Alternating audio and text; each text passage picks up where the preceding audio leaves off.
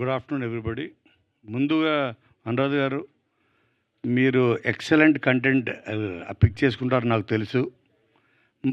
మరొక్కసారి, ఎందుకంటే ఇప్పుడే చెప్పాడు మనవాడు అజయ్, థ్రిల్లర్స్, హారర్స్, యాక్షన్లు వీటన్నిటి మధ్యన చాలా రిఫ్రెషింగ్గా ఉంది మేం కాపులం.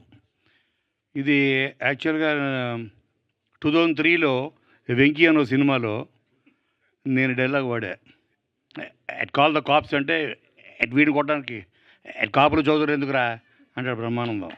సో ఆ డైలాగ్ గురించి ఇన్స్పిరేషన్ సార్ అని చెప్పాడు స్టోరీ రైటర్. అవునా?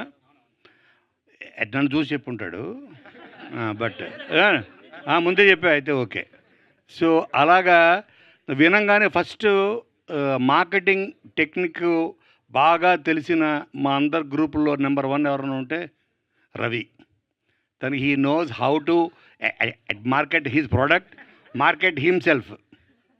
అలా ఒక టైటిల్ ద్వారా అందరి అటెన్షన్ గ్రాప్ చేసి కట్టి పడేసి ఆ చూసేంత వరకు చంపుతూనే ఉంటాడు. సో ఏదో రూపంలో. సో అటువంటి తను కౌముది కలిసి ఇవాళ అందరం మేము ఇక్కడ వచ్చామంటే మేము కాపులం కాకపోయినా వచ్చామంటే సో దానికి కారణం రవి అండ్ కౌముది. అలాగే ప్రదీప్ కూడా చాలా ఎక్సలెంట్.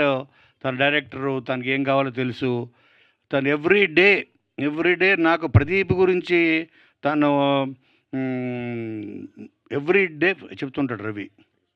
ఇదేంటి ఒక డైరెక్టర్, తను ఒక డైరెక్టరు అయ్యుండి ఒక డైరెక్టర్ని ఎంత పొగుడుతాడంటే, so then I understood his value. కానీ యాక్చువల్ చెప్పాలంటే మేము కూడా కాపులమే, అంటే పోలీస్ కుటుంబం. ఆ కాపులం కాదు, మా father police officer, DSP. So ఇది చూసి ఆ విలేజ్ వాతావరణం ఇవన్నీ చూస్తుంటే 100% దీనికోసం ప్రతి తెలుగు ఆడియన్ హీల్ బి వెయిటింగ్ అన్న గట్టి నమ్మకం. ఇందులో పనిచేసిన ప్రతి వాళ్ళందరికీ, ఎస్పెషల్లీ మా గెటప్ సీన్కి, అలాగే రవితేజ, వీళ్ళందరికీ. ఎందుకంటే మెయిన్ లీడ్గా వీళ్ళిద్దరు చేస్తున్నారు. ఇందులో చేసిన ప్రతి ఆర్టిస్ట్కి, ప్రతి టెక్నీషియన్కి, ఎస్పెషల్లీ డిఓపి అండ్ మా సాకేత్, వీళ్ళందరికీ మంచి పేరు తీసుకొచ్చి జీలో ఇది కనీసం 1 సంవత్సరం పాటు తీస్తూనే ఉండాలి పేరు.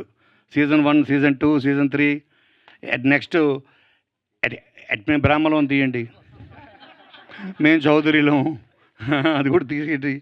సో అండ్ ఐ విష్ జీ5 మీరు ఇలాంటి ఇంకొంచెం కొత్త డైరెక్టర్స్ని, కొత్త కంటెంట్స్ని ఎంకరేజ్ చేయాలని మనస్ఫూర్తిగా కోరుకుంటూ, తెలుగు ప్రేక్షకులందరూ ప్రపంచవ్యాప్తంగా May 22 నాడు మేం కాపులం దయచేసి మిస్ అవ్వద్దు.